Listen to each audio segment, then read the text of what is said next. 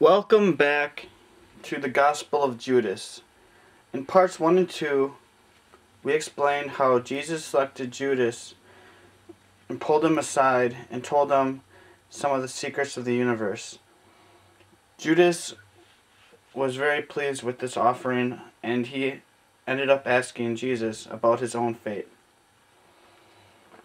Judas asks Jesus about his own fate. Judas said, "Master, could it be that my seat is under the control of the rulers?" Jesus answered and said to him, "Come, but that you will grieve much when you see the kingdom in all its generation."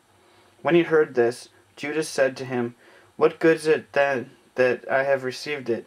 For you have set me apart for that generation."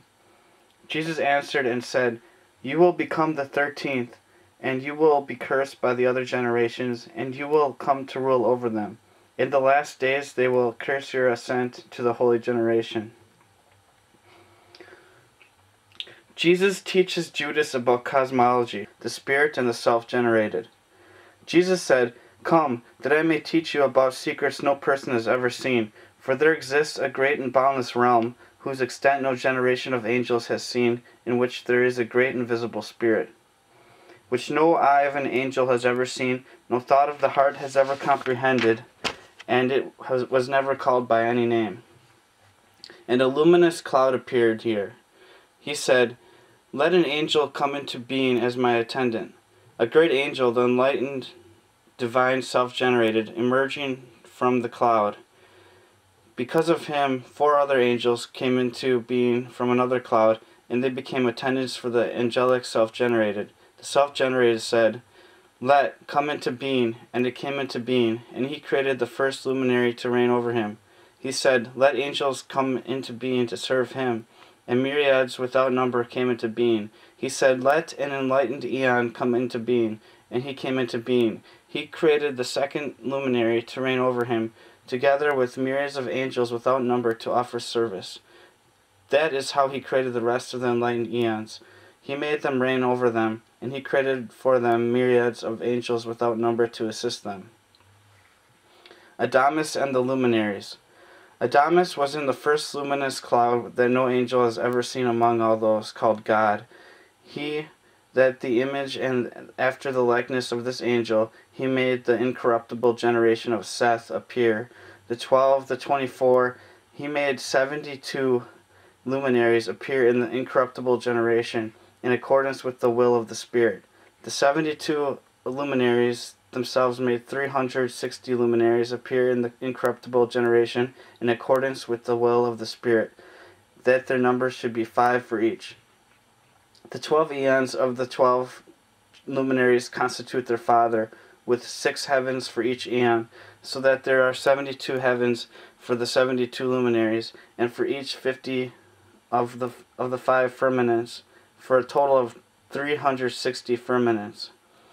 They were given authority and a great host of angels without number for glory and adoration, and after that also virgin spirits, for glory and adoration of all the eons in the heavens and their firmaments.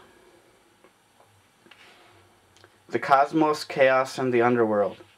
The multitude of those immortals is called the cosmos, that is perdition, by the Father and the 72 luminaries who are with the self-generated and his 72 eons.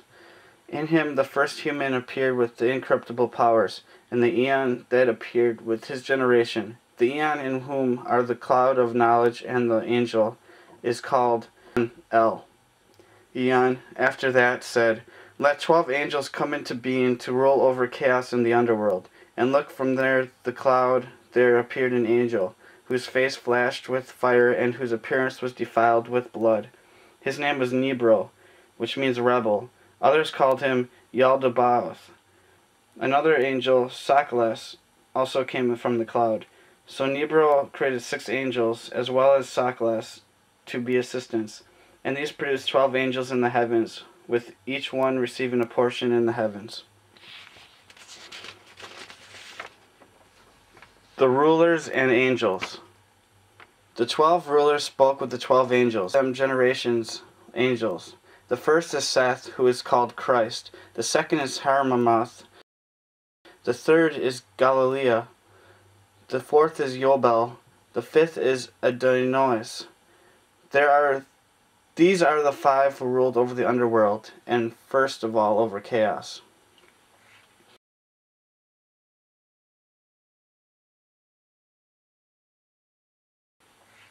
The creation of humanity.